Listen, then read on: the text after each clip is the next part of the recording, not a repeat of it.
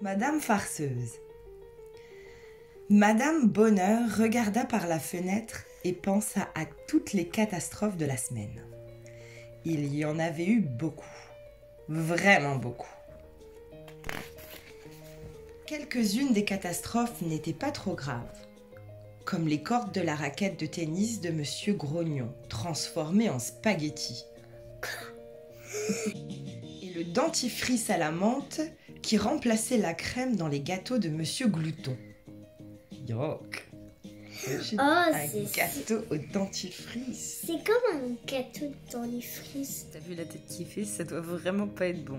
Burk. Mais il y avait des catastrophes plus graves, comme la touche de Madame Vedette qui l'avait couverte d'encre de la tête aux pieds. Elle a pas l'air contente du tout. Et les fissures peintes sur le mur de la maison de Monsieur Inquiet. Il avait tellement peur que sa maison s'écroule qu'il s'était réfugié dans le cabanon au fond du jardin. Oh, regarde le pauvre, il a vraiment l'air inquiet. C'est la peinture, ça, maman? Oui, en fait, c'est que de la peinture. C'est une farce. C'est pas une farce marrante, hein, parce que si le monsieur il est inquiet, il va vraiment croire que sa maison va s'écrouler. Mauvaise blague. Enfin, il y avait aussi des catastrophes vraiment catastrophiques. Quelqu'un avait scié en deux la voiture de Monsieur Étourdi. Heureusement, Monsieur Étourdi n'était pas trop inquiet. Il croyait simplement que l'autre moitié était restée à la maison.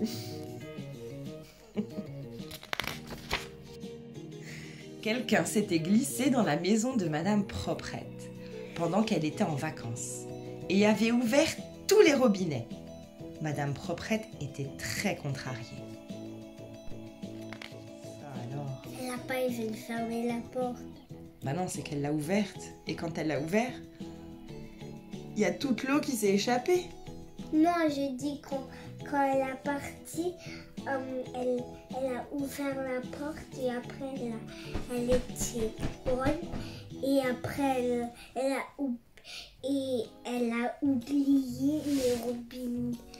Non, en fait, c'est Madame Farceuse qui s'est introduite dans sa maison pendant qu'elle n'était pas là et qui a ouvert tous les robinets.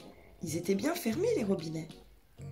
Oh, elle a inondé sa maison. T'imagines un peu la farce que c'est, ça? Mauvaise farce. Personne ne savait qui avait fait tout ça. Mais Madame Bonheur avait sa petite idée. Madame Farceuse, dit-elle tout bas.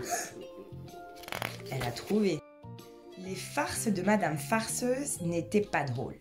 Vraiment pas drôles. En fait, pas drôles du tout. Comment pouvait-on la piéger? C'était la question que se posait Madame Bonheur. Puis elle eut une idée. Une très bonne idée. Le lendemain, sur la grande place, on annonça un concours du plus coquin ou de la plus coquine, de celui qui aurait fait la meilleure farce de la semaine. Le premier prix était un merveilleux voyage. Ah. Facile, se dit Madame Farceuse. Le merveilleux voyage est déjà pour moi. Le jour du concours arriva.